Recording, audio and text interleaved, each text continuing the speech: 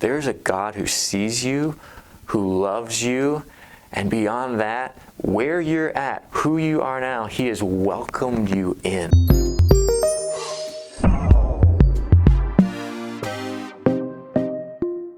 Hey Grace family, and welcome back to our midweek check-in. So last Sunday, as you know, I was not there. Megan and I were on the road traveling to a conference, and so I just want to take a minute and thank my dad for sharing the word with us this last Sunday. And I was looking back on that, I've had a little bit of chance to listen to that a little bit. One thing that stood out to me, and when he was sharing and unpacking the verse that Jesus shared to love one another as I have loved you, there was a part where he broke down the original language of what one another is all about and just kind of encouraged us with the idea that we can't fully obey Christ without one another, that we literally need each other to live that command out and to come alongside each other, to let Christ flow through us, to let His love flow through us to one another. And so we need to do that together. We need to allow His love to overflow through us to one another, and then that's just a beautiful picture, not only God's love for us, but for the world to see and kind of capture as we do that. And it was really interesting because Megan and I, we were at a conference, and the whole theme of the conference was recapturing gospel clarity. And so one of the speakers there, he settled on the verse Romans 15 and verse 7, and it kind of ties in last Sunday as well as builds off of it a little bit.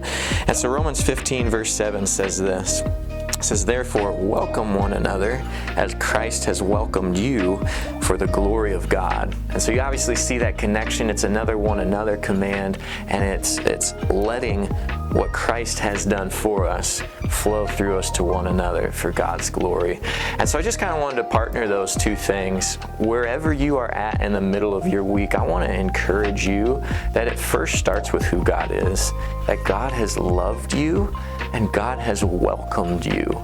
And if you just sit on that for a moment, that's absolutely mind-blowing. So no matter where you're at this week, no matter what mistakes you've made, no matter what brokenness you feel, no matter what's going on in your world around you, there's a God who sees you, who loves you, and beyond that, where you're at, who you are now, He has welcomed you in. And so I just want to encourage you in that. That is how God sees you. And I want to say, no matter what happens throughout your day, take advantage of those moments that Christ is welcoming you in.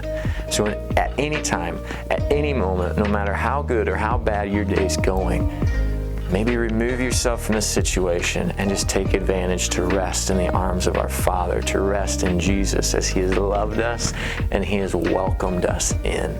We can take every part of our brokenness to Him. He is the one that changes us. We don't have to change ourselves and get our act together before we go to Him. He loves us. He welcomes us in.